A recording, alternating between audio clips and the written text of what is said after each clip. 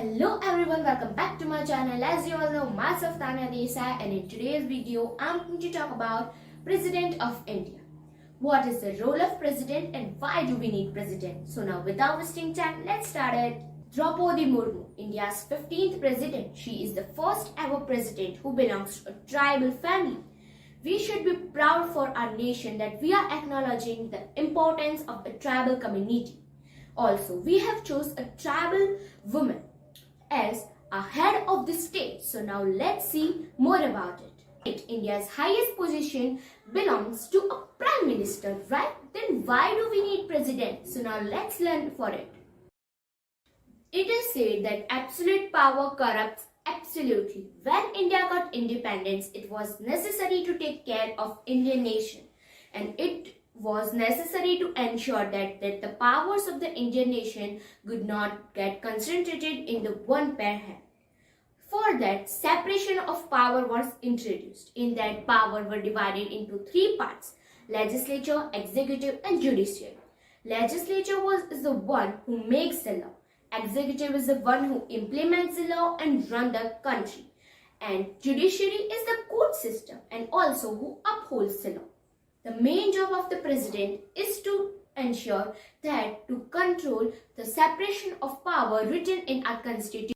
B.R. Ambedkar said that the president occupies a same position which a king occupies under an English constitution. After all, the president is a head of the nation, not of the executive. President represents the nation but not rule the nation. President is the symbol of nation. Let's talk about how and what president works. In India, the presidential post is a ceremonial post. Whatever the PM or the minister advises to the president, he or she do. Like in chess, the piece of a king is most important one, but the piece of a queen is the most powerful one. Similarly, in India, prime minister is more important, but president is more powerful, not less than any prime minister.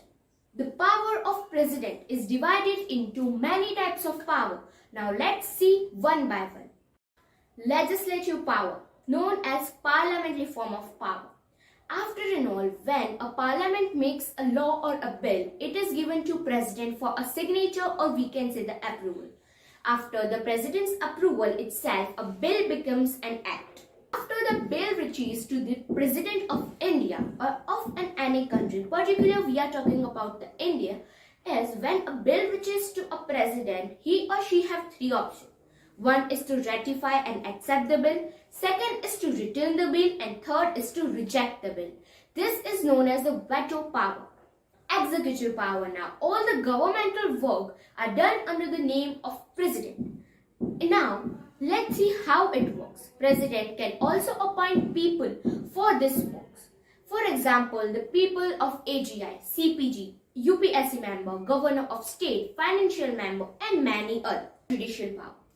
President can appoint the Chief Justice of India, and also President have a other role which is known as a presidential pardon. After a Supreme Court gives its decision, the last commitment or the decision is of a presidential pardon. It's all about president can forgive the death sentence and give the small penalty. Military powers. President is the supreme leader of the armed forces. He or she can start or stop a war against a country. Emergency power. You must have heard about this word, national emergency. It was used by Sri Lanka also, as it was going through a deep threat.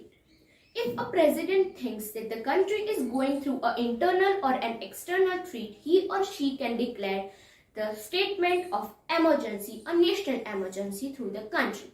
So, this was all about how the president works, what is the role of the president.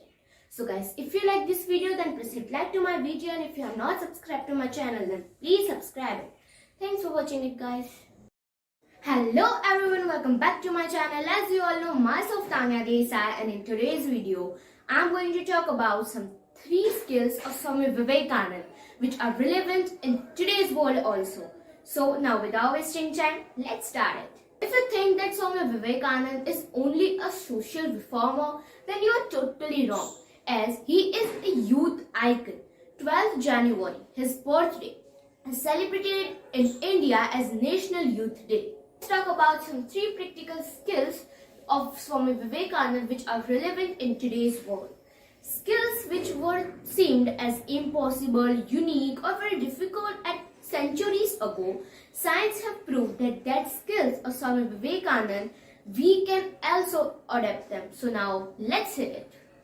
Number 1. Speed reading. Now Swami Vivekananda was India's fastest speed reader, as he had learned Darwin's theory to the many faraway books just before his FE exam, but it was very difficult.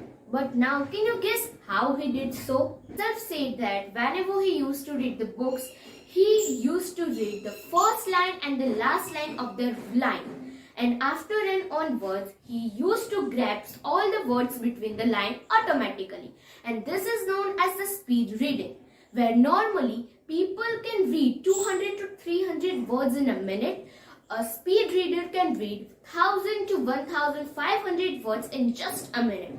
I simply observe that whenever you read a line of a book, you simply vocalize that word in our mind very much louder, isn't it? And this is known as the sub-vocalization.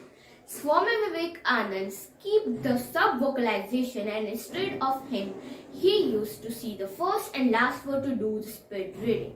Now, hence this was very difficult and which was unique at this past century. Now, many of them are doing this skill and adopting it. So, it is also a unique thing of a speed reading. Number 2, fact-checking. As Swami Vivekananda had not a fixed rigid of mindset, he used to believe and read the all culture and religious book. And from that book, whatever is suitable for him and what is practical or good, he used to adopt that thing. And what is bad thing, he used to keep them at the side and see upon the good things which he can adopt from that books. When someone come and say that his version of God is the only true God, Swami Vivekananda used to ask, have you ever seen your version of your God in your real life or with your eyes? Yes or no? Swami Vivekananda also said that if you have not seen your version of God from your truly eyes, then how can you say that only your version of God is the true one? This approach is known as skepticism. In this, we can know a difference between an opinion and a fact.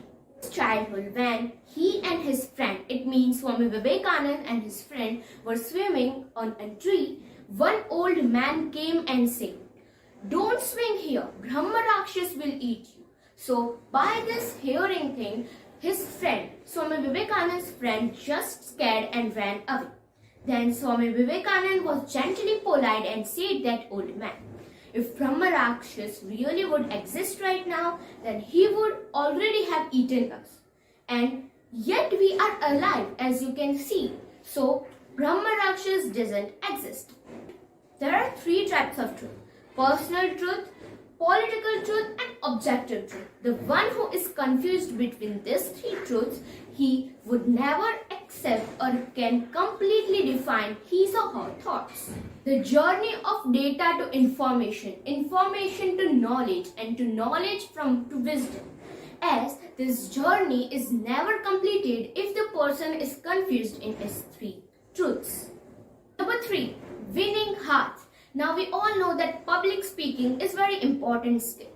Now how in 1893 Swami Vivekananda, without any sponsorship, without any backing or without anything, he traveled the whole world. Swami Vivekananda spread our Indian culture in all the parts of the world.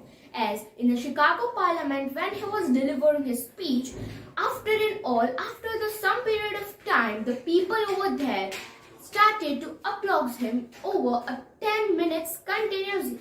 This was the thing and a confident thing for Swami Vivekananda. He used to spread the love and the culture of India to each of one.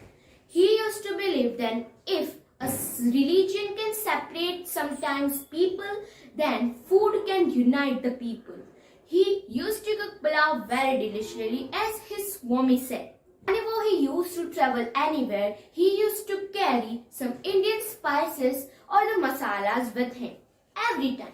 And on the international dishes also he used to add the Indian spices in the sense to accent the Indian culture. He carried India's experience with him, as he also believed that don't tell them, just show them. If whenever you are presenting Indian culture in front of anyone, if it is possible to describe in words, you can, otherwise just show them how powerful, how helpful and how much important and how cultural our India is. As words may lie, but actions can't. So this were some 3 practical skills of Swami Vivekananda which he used to add up, and he had. If you like this video, then please hit like to my video, and if you have not subscribed to my channel, then please subscribe it. Thanks for watching it, guys.